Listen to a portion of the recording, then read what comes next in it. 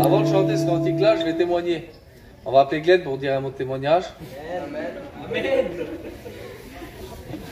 Alors moi, je suis un garçon que j'ai grandi un peu dans les choses de Dieu parce que ma mère est chrétienne, mon père pas chrétien. Silence la buvette s'il vous plaît. Et en fait, j'étais un garçon que... Je vais vous tuer là-bas la buvette, hein. Bon. Coup de guitare. Alors, j'étais un garçon, moi, que j'ai grandi dans les choses de Dieu. Ma mère est chrétienne, mon père pas chrétien, il était. Et puis j'ai grandi comme ça.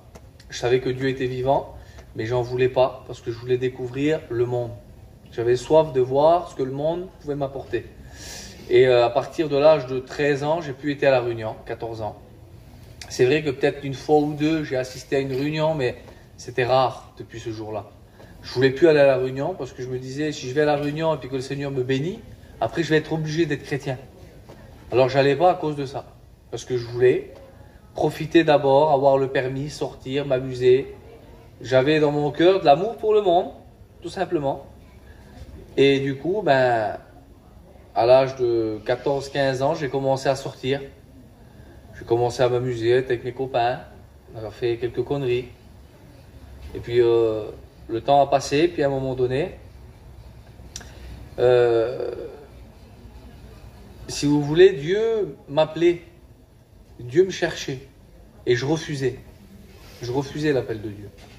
À un tel point qu'un jour, même en train de chiner, j'arrive vers une dame, et puis là, cette dame-là, je lui ai raconté des bobards pas possibles. Et puis, elle a cru que je vendais des calendriers, des affiches, des choses comme ça. Puis je lui ai fait croire que je venais d'un cirque. Et puis que, voilà, qu'on avait besoin pour les animaux, tout ça. Alors, c'était une chrétienne, la dame. Bon, je ne savais pas. C'était une chrétienne. Et puis, elle me donne de l'argent. Donc, elle dit, on m'achète une affiche. Et je dis, madame, vous savez, moi, je demandais des instruments de musique. Je me dis, peut-être quelqu'un va me donner un violon. Alors, je raconte aussi un bobard gros comme une maison. Je dis, on a une orchestre de clowns. Si vous voyez ça, c'est très rigolo, mais il nous manque des instruments. Donnez-nous des instruments, si vous avez des instruments de musique, des violons, des choses comme ça. Et puis la dame, elle me dit clairement, elle dit, monsieur, écoutez, j'ai une guitare. Elle dit, parce que moi je chantais dans mon église des cantiques avec ma guitare, mais je suis vieille maintenant et je ne l'utilise plus. Elle dit, alors je voudrais la donner à un chrétien. Mais comme elle dit ça, moi je crois que la guitare, c'est une guitare de valeur. Alors je veux l'avoir, la guitare, moi je ne suis pas chrétien, et puis j'essaye de... Alors je dis, madame, vous savez, ma mère, c'est une chrétienne aussi. Ah bon? Ah oui, puis j'ai toujours été aux réunions, moi aussi. Et puis je joue un peu de guitare, tout ça. Bougez pas. Elle court derrière, elle prend la guitare, elle me la donne. Et quand elle me donne la guitare, là, elle me dit, voilà, monsieur, je vais vous la donner. Mais je vous la donne à une condition, c'est que vous chantez des cantiques avec. Et moi, je mens la dame tout de suite. Je dis, bien sûr, madame. Vous inquiétez pas, je vais chanter beaucoup de cantiques avec. Je connais des cantiques, tout ça, il faut juste que je les apprenne un peu plus. Elle dit, bon, c'est très bien, tenez, prenez-la. Elle me donne la guitare. Et je repars avec la guitare. Tout content, moi, tout fier. Je dis, la dame, j'ai pu avoir la guitare comme ça, vaut peut-être des sous. C'est une guitare brésilienne, des trucs terribles. Je disais, ah, ça y est, c'est trop bien. Pour finir la guitare, je l'ai gardée. Je me suis mis là-bas, de temps en temps, je jouais avec. Mais là-bas, dans ce pays-là, en Suisse, quelques jours après, on m'annonce que ma cousine est chrétienne. Pardon. S'il vous plaît, les jeunes, faites pas de bruit, s'il vous plaît. Là. On m'annonce que ma cousine est tombée malade.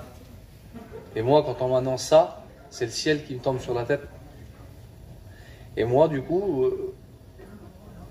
je demande à Dieu, le soir, dans mon petit camping, je demande à Dieu, je dis, Seigneur, les chrétiens disent que tu es vivant. Je dis, moi...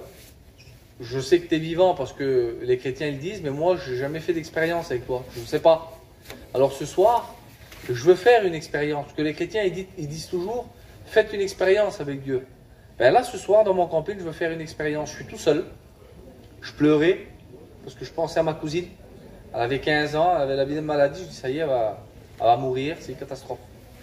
Et puis, je suis là-bas, et puis il il y avait sur l'étagère la Bible, et j'ai pris la Bible. Et j'ai dit, Seigneur, tu vas me parler, tu vas me dire que tu vas la garder. Moi, je ne te fais pas de promesses. Moi, je ne te dis pas que je vais devenir un chrétien, pas du tout. Je dis, la seule chose que je veux savoir, c'est que je veux faire une expérience, je veux savoir si tu vas la garder. Et j'ouvre la Bible, et je tombe sur un passage où Dieu a gardé un homme de Dieu, que tout le monde s'attendait à ce qu'il meure, mais il n'est pas mort parce que Dieu était avec lui. Et là, moi, quand je lis ça, je comprends tout de suite que Dieu me parle, et qu'il m'a dit qu'il allait garder ma cousine. Donc là, depuis ce jour-là, j'ai fermé la Bible, tac, je l'ai posée, et j'ai dit, Seigneur, merci, je sais que tu vas la garder, je sais que tu vas la bénir. Et je suis parti me coucher. Je me suis endormi avec les larmes, forcément. Mais à partir de là-bas, je suis parti de la Suisse, je suis arrivé à Paris, à commencer à prendre des traitements, tout ça. Et puis on était là-bas, et puis j'avais toujours cette guitare de la chrétienne. Et moi, ça ne m'intéressait pas les choses de Dieu, je voulais pas être chrétien. Et puis ça fait que je sortais avec mes cousins, on allait boire, on allait s'amuser. Et puis un soir, c'était le 14 juillet 2005, on a été voir le feu d'artifice aux Champs-Élysées.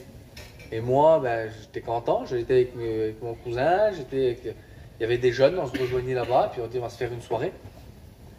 Puis on est arrivé là-bas, et puis on a fini dans un bar. Et dans le bar, là, on était assis là-bas dans le bar, et puis on buvait un verre, puis on discutait, puis on était tranquille. Et là, j'ai un moment là où je pense, dans mes pensées, je m'évade. Et puis je pense aux étoiles, au soleil, la terre. Je pense aux montagnes, aux rivières, aux forêts, la nature. Et je me disais, Seigneur, toute la complexité du corps humain, tout ça. Je disais, Seigneur, quand même. Je disais, si Dieu a créé tout ça, si c'est donné tout ce mal pour créer toute cette nature, pour créer l'univers, quand même, c'est pas pour que je sois assis dans un bar en train de boire, quand même. Je dis, si tu as créé l'homme, Seigneur, sur la terre, c'était pas que pour être là, comme ça.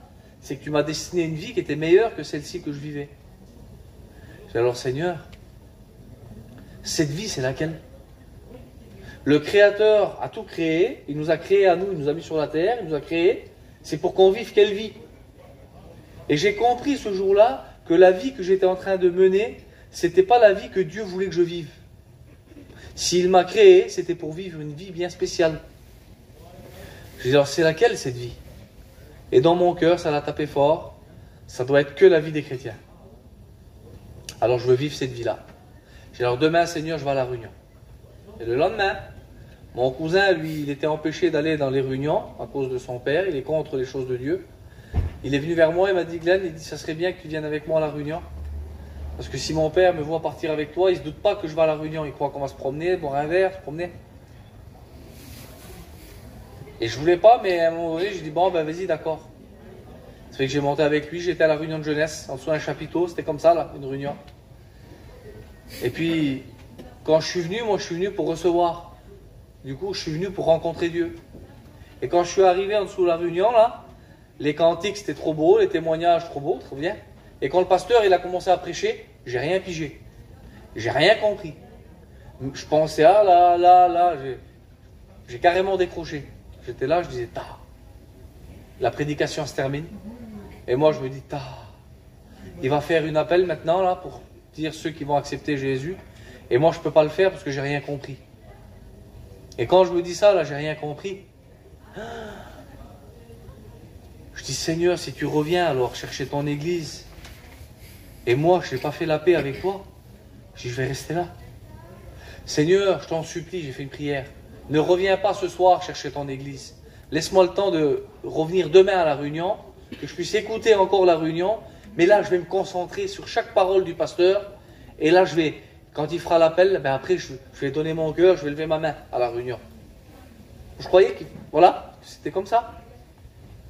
Où j'ai dit, alors Seigneur, si tu veux, toi, fais quelque chose, toi. Fais que je me lève, que je vienne devant. Fais que je vienne devant, toi. Mais moi, j'imaginais ça comme ça. Que Dieu allait me briser, que j'allais être béni, et que j'allais pas sentir me lever, puis marcher et venir devant. J'imaginais ça, moi. Et le pasteur, il fait l'appel, il termine, il descend. Il y a un autre pasteur qui monte sur l'estrade et puis il dit, voilà, j'ai à cœur de faire quelque chose, je vais chanter un cantique. Puis il va dire, tous les jeunes qui sont là, il dit, levez-vous, venez devant. Chrétiens ou pas chrétiens, venez tous devant. Et il commence à chanter un cantique. Et comme il commence à chanter le cantique, tous les jeunes se lèvent et viennent tous devant. Les chrétiens et même ceux qui n'étaient pas chrétiens. Et moi, pour ne pas rester assis tout seul là-bas, que tout le monde me regarde, je me suis levé aussi, puis je suis venu devant. Je me suis mis derrière tous les jeunes. Puis j'étais comme ça. Puis ils disaient, recherchez la présence de Dieu. Et moi, j'étais là comme ça. Et puis tout à coup, je pense dans mon cœur, ça me disait ça. Ça avait une parole. Je ressentais ça. Tu m'as demandé que je fasse que tu viennes devant. Ben ça y est, t'es devant. Maintenant, qu'est-ce que tu vas décider? Alors j'ai dit maintenant, je dis Seigneur, c'est vrai que je t'ai demandé que tu fasses quelque chose. Alors tu es en train de faire quelque chose pour moi, Seigneur. Et puis le pasteur, il chantait le cantique, et puis je ressentais un peu la présence de Dieu, mais pas beaucoup. Et je me sentais bien, je sentais que je commençais à être béni. Et puis j'étais là comme ça, et puis je disais, Seigneur, comment je fais maintenant? Je veux t'appartenir, comment je vais faire? Et le pasteur, il dit, les chrétiens, mettez-vous ici, les chrétiens, et ceux qui ne sont pas chrétiens, mettez-vous là. Laissez un espace au milieu. Ça fait que tout le monde se déplace là. Les chrétiens, ils vont là, ceux qui ne sont pas chrétiens, ils vont de ce côté-là. Ils laissent un espace au milieu là. Et moi, j'étais du côté de tous les chrétiens. Et quand j'étais derrière tous les chrétiens là, je vais pour me déplacer, pour faire un pas, pour rejoindre ceux qui ne sont pas chrétiens. Mais quand je fais le petit pas là, ça tape dans mon cœur, même pas la peine. Et puis tout à coup, là, je commence à comprendre tout. Je comprends tout, les choses de Dieu. Quand je fais le petit pas là, je me retrouve au milieu de l'allée, et puis là, je bloque. Et quand je bloque au milieu de l'allée, je me dis, Seigneur, alors je suis du côté des chrétiens là, et je décide d'aller du côté de ceux qui ne sont pas chrétiens. Pourtant, c'est simple en vrai. J'ai juste à choisir de rester du côté des chrétiens. Mais là, le pas que j'ai fait, c'était comme si que je quittais Jésus pour aller dans le monde. Je choisissais moi-même. C'était comme si que j'étais devant le procès de Jésus, dans la Bible, et qui disait, lequel vous choisissez, Jésus ou Barabbas? Jésus ou le brigand, le meurtrier? Et que tout le monde criait Barabbas. Eh ben moi, c'était comme si que je criais Barabbas, avec ce petit mot-là, avec ce petit pas que j'ai fait. Je dis, Seigneur, c'est pour moi que tu es mort à la croix, c'est pour moi que tu as souffert, et puis moi, je décide d'aller dans le monde. J'ai baissé la tête comme ça, j'ai dit, non Seigneur, je ne veux plus aller dans le monde. Ce soir, je veux décider de rester du côté des chrétiens. Amen. Je veux être un enfant de Dieu, et je veux être sauvé. Amen. Et quand j'ai dit cette parole, j'ai ressenti comme une cascade d'eau vive. Comme une cascade, je n'ai pas d'autres mots. Je ne sais pas comment expliquer ça. Je sentais une force comme ça descendre sur moi, comme une cascade, une pression d'eau, qui rentrait dans mon cœur, et que dans mon cœur, il y avait toutes des choses qui débordaient, qui sortaient de l'impureté, le péché, toutes ces choses qu'il y avait dans mon cœur, là. Je sentais que Dieu était en train de me laver, de me purifier. Et je me sentais bien, et j'étais béni, puis je pleurais comme ça, puis je remerciais Dieu. Puis après, le pasteur, il disait, celui-là qui veut se donner à Dieu, traversez, rejoignez les chrétiens. Mais moi, j'étais déjà du côté des chrétiens. Donc, j'ai resté là-bas. Et puis après, il a dit, c'est bon, maintenant les chrétiens, là, mettez-vous à genoux, on va prier le Seigneur. On a fini à genoux, j'ai fini à genoux devant l'estrade, les mains en l'air, en train de pleurer au secours, en train d'être béni, rempli de Dieu. Et quelques minutes avant, j'étais assis sur ma chaise, et j'avais rien reçu. C'est pour vous dire que dans les réunions, tant que la réunion n'est pas finie, vous ne savez pas ce qui peut se passer. Il faut se concentrer sur chaque moment de la réunion. Et puis j'étais là-bas, et puis j'étais bouleversé. Et ça fait que je me suis donné au Seigneur. Et depuis ce jour-là, alors j'ai resté quelques mois là-bas sur Paris. Ma cousine, elle s'est soignée. Elle est guérie totalement. C'était compliqué dans ma famille parce que c'était dur, mais le Seigneur a béni. Il y a des personnes qui se sont converties. Mon père s'est baptisé, ma tante s'est baptisée, mes cousines se sont baptisées. Il se passe des bonnes choses dans ma famille, vraiment. Le Seigneur, tout simplement, le temps il a passé. Je voulais me baptiser, mon père il voulait pas à l'époque. Ça fait que le Seigneur il m'a baptisé du Saint-Esprit. J'étais à la convention, j'ai dit Seigneur, il faut que tu me baptises. Il faut que je passe soit par les eaux du baptême, ou soit que tu me baptises du Saint-Esprit. J'ai demandé à mon père le baptême, il n'a pas voulu. Ça fait que le Seigneur, il a été fidèle. Il m'a donné le baptême du Saint-Esprit. Dans une réunion de jeunesse aussi. Le temps, il a passé, puis je suis arrivé en Alsace, et là, j'ai demandé le baptême à mon père, et mon père, il a accepté que je me baptise. J'ai passé par les eaux du baptême. Le Seigneur, il m'a appelé à son service. Le Seigneur, il m'a donné une compagne chrétienne qui chante pour Dieu. Du coup, on a fondé un foyer. Il m'a donné un petit garçon en parfaite santé. C'est un petit chrétien, il donne des mots de Dieu. Il chante des cantiques. Mais bon, il peut progresser encore. Il a encore un peu de progression à faire. Alors, je bénis Dieu pour tout ce qu'il m'a donné. Mon père, il s'est converti, il a passé par les eaux du baptême aussi. La personne qui était dure chez moi, je disais, Seigneur, c'est bon maintenant. Et puis, le Seigneur m'a appelé à servir. J'ai fait mes écoles bibliques en 2015. Donc, 10 ans après. 10 ans après, j'ai rentré à l'école biblique. Et puis, là, aujourd'hui, ça va faire bientôt 10 ans aussi que je prêche. Du coup, voilà, ça fait 19 ans que je suis chrétien. Dans ces 19 années de vie chrétienne, les jeunes, le Seigneur, il m'a jamais laissé. Le Seigneur, il m'a toujours béni. Le Seigneur, il m'a toujours tendu la main. Même quand il y a des fois, j'étais pas terrible, il m'a toujours relevé, il m'a toujours aidé. Et puis, voilà, aujourd'hui, le Seigneur, il nous a donné cette mission. On a ce chapiteau qui est dressé ici, puis on veut sauver notre famille. Que Dieu soit béni. Voilà. Voilà.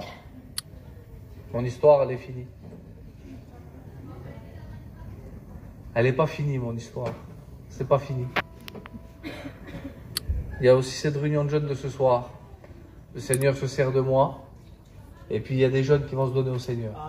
Amen. Que Dieu soit béni. On chante un dernier cantique.